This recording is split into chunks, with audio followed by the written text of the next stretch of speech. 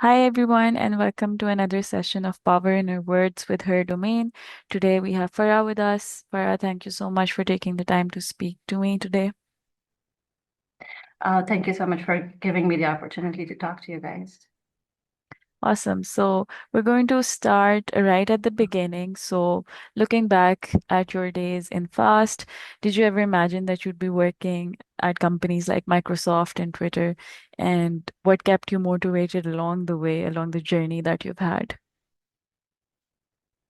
Um, so my journey with computer science actually started in grade six when I was introduced to computer science at my school. We had like this huge mainframe with terminals, and we would go and actually just type in code using BASIC. And it was the product, like the GW Basic, that was a product from Microsoft, and that got me introduced to Microsoft. And that's where my love and dream of working at Microsoft started. Like I started dreaming that I would actually be at Microsoft at some point when I was like around like a 12 year of age and whatnot. But there are people around you who think that, oh, like what is she saying? It's not possible, right? A girl from a low-income family in Pakistan has no resources. How is she ever going to achieve this dream? And somewhere along the line, I started thinking, yeah, that's the impossible dream and just something to, like something you try for, something you want to do, but would never happen. So when I joined FAST, I don't think I ever thought during my education at FAST that I will ever be working at Microsoft or Twitter for that matter. Twitter did not even exist at that point. So it was, yeah, the dream started way earlier, but by the time I hit my university, it was more like, oh, probably not happening to me. So motivation was not the motivation was never to work at a big company anymore. Motivation was to be good at what I'm doing. I had a lot of thirst to grab the knowledge that I was given. That was my motivation basically, just learning and being better at what I'm doing. That's pretty inspiring. And just digging deeper on what you said, so coming from a low income background, right, there were a lot of resources that you didn't Mhm. have access to or just the right kind of exposure. So what strategies or what mindset shifts they helped you aim high, even in terms of studying at FAST and getting a degree in computer science and maybe Mhm. not even thinking about landing a job at a company like Microsoft or Twitter, but just what helped you eventually get where you are today? And just hard work. I would say hard work and passion to explore new opportunities because even at FAST, when I joined FAST, we didn't have any resources to fund my education. I studied first semester because like my dad was able to fund my education for the first semester out, but he didn't have funds after that. Within that semester, I was trying to figure out how I'm going to continue education here. And then I applied for a Government of Pakistan scholarship. It was basically a merit-based test that happened for entire Pakistan at that time. Top 50 students would get that full ride, and I actually got into that top 50 list, and I got the full ride at FAST. So, I mean, I think the bottom line is if you want to achieve something, you work hard towards it and things will happen for you if you're putting in all your energy into it and if it is meant to be. Like I think there are two folds, right? You have to have the luck part covered, but you also sorry about that. No, that's okay. Mhm. But you also need to have the passion to make it work. They go hand in hand. That's a huge leap, right? From the girl who was trying to figure out how to pay her fees in FAST and then moving to US and working here. So not just on in professional terms or in terms of your career, but also personally, it's been a huge shift moving from Pakistan to the US. So how was that transition like for you, given your background and the struggles that you had faced? How was it Mhm. like to adapt to a new culture, um, and also to a new work environment? It's a loaded question.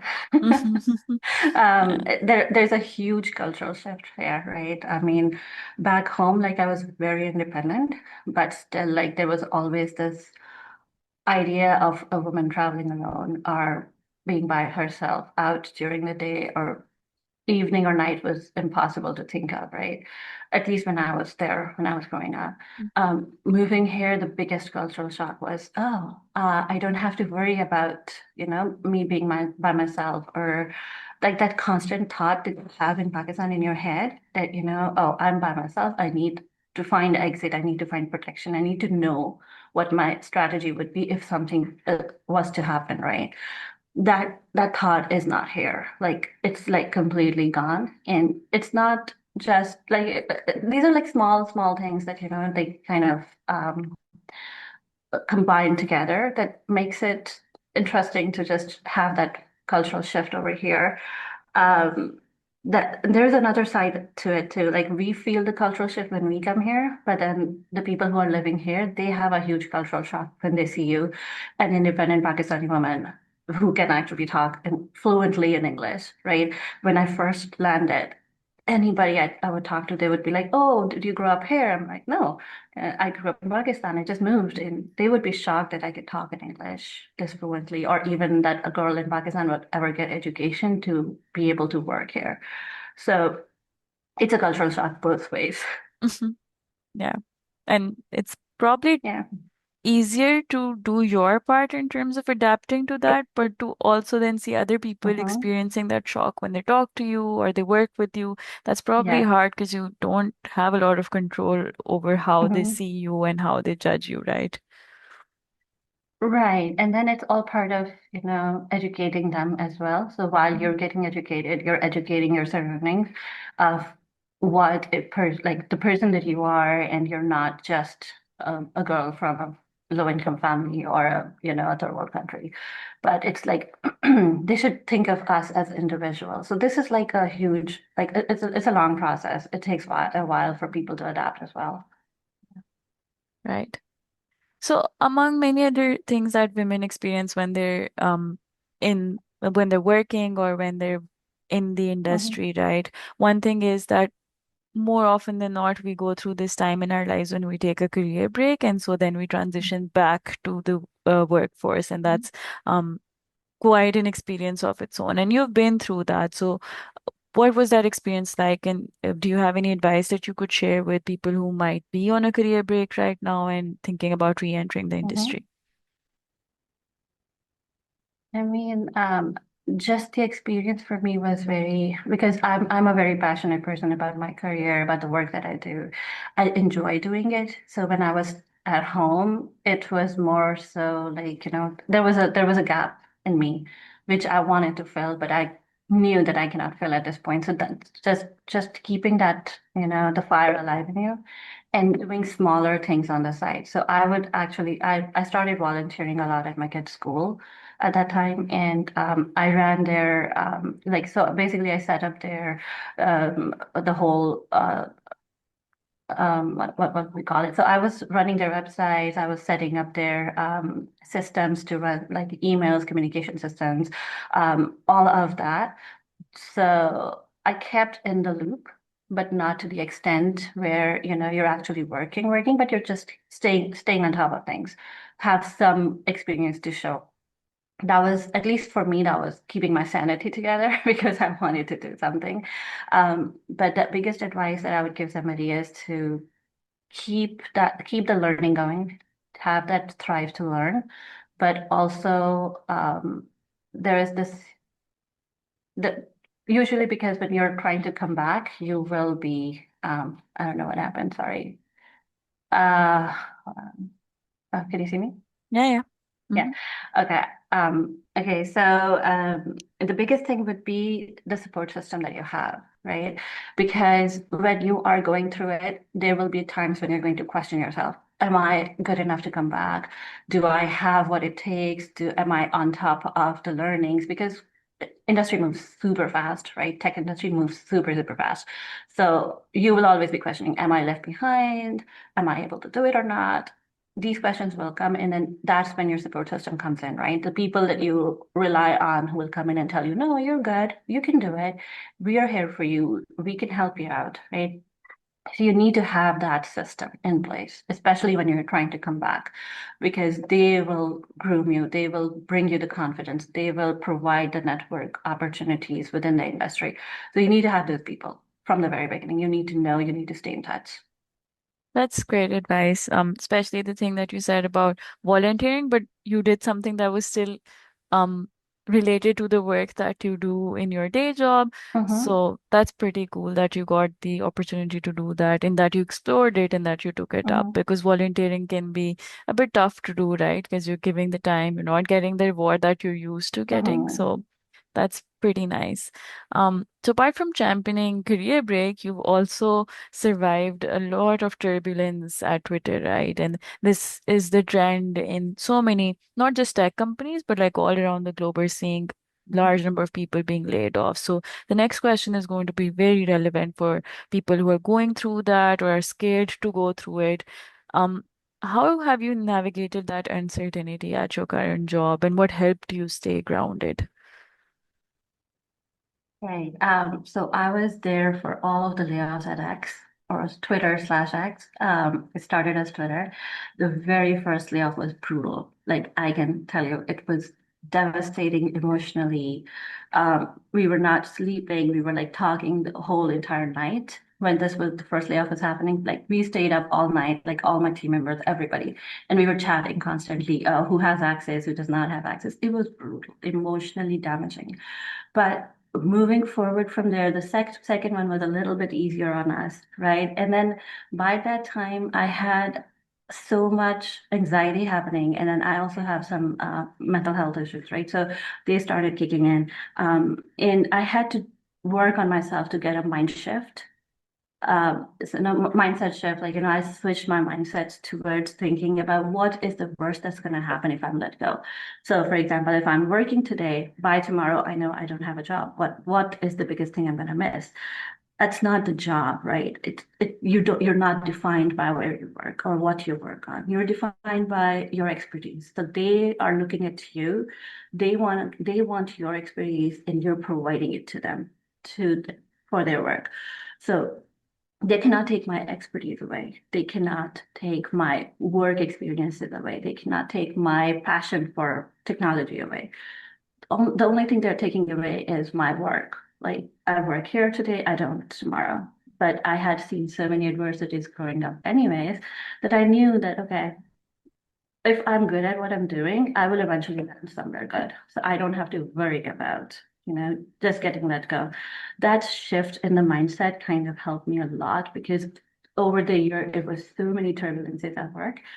But I knew that if I'm not working here tomorrow, I'll still be fine. Maybe I will have 1 month of, downtime where I'm not working and I'm struggling to find a job or whatnot. But that cannot be much longer than that, because I know my capabilities and I know I can get a job wherever, like in some place else, right? So just the switching of that thought process kind of helps you calm down a little bit. Have like uncertainty is happening for sure and it's hurting, but at the end of the day, you'll be fine.